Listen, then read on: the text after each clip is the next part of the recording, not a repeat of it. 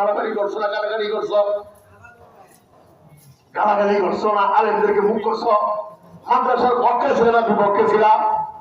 ইসলামের পক্ষে ছিল না বিপক্ষে ছিল? কোরআনের পক্ষে ছিল না বিপক্ষে ছিল? এই প্রশ্ন করা হবে। তোমার জীবন কই গালাইলা, তোমার যৌবন কই গালাইলা।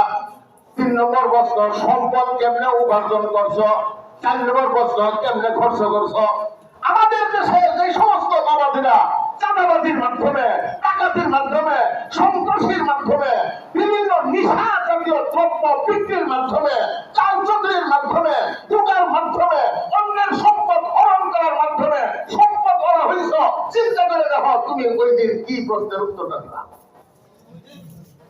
প্রশ্নের উত্তর দেওয়া ছাড়া কেউ দেখতে পারবে না। নেতারা যাবো নাকি কথা বল নাকি লিখে যারা সরকারি চাকরি করে তারা ঘুষ খেলেও জান্নাতি, যারা সরকারি চাকরি করে সরকারের সম্পদের দুর্নীতির মাধ্যমে খেয়ে ফেলায়, নেতা কর্মী যারা আছে তারা বিভিন্ন দরবারের মাধ্যমে, বিভিন্ন ব্যবসায়ীদের মাধ্যমে, চাঁদাবাজির মাধ্যমে কোটি কোটি টাকার মালিক হয়ে যায়, বিভিন্ন সময় সম্পদের মালিক হয়ে যায়। যদি কোন দলের সদস্য হয়ে থাকে, যদি সরকারি কর্মকর্তা হয়ে থাকে, বিনা হিসাবের জন্য কথা বল নাকি ঠিক না? ঠিক বেঠি বিনা হিসাবে জান্নাত না, বিনা হিসাবে ওই জায়গায় যাওয়ার পায়। কারণ কিসের জন্য? তোমার প্রশ্ন এটা হাদিস, পরিষ্কার হাদিস। মিন আইনা কাসাবতু, মানে কেমনে তুমি কামাই করলা, কিভাবে খরচ করলা। আমাদের দেশে আমরা দেখি সাগর এরকম আফুটে পয়সা কামায়, এরকম লাখ লাখ। যদি গান বাজনা হয়, যাত্রা হয়, ওদের কাছে আমরা একটা যাত্রা করতেছি, 6টা মেয়ে আনা হবে, এই ব্যক্তিতে আনে দেবেন, অসুবিধা নাই, 6 লাখ লাখ বোঝা হয়ে যাও।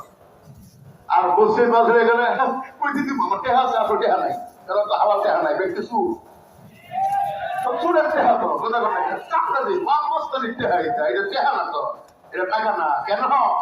আল্লাহ তাআলা বলছেন অবৈধ সম্পদ সম্পদ নহে। আউযু বিল্লাহি মিনাশ শাইতানির রাজীম।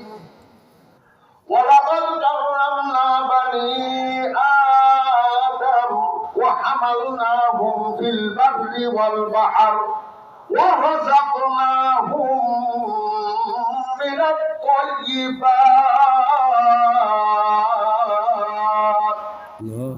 আল্লাহ তাআলা বলতেছেন ওয়া রাযাকনাহুম মিনাত তাইয়্যিবাত।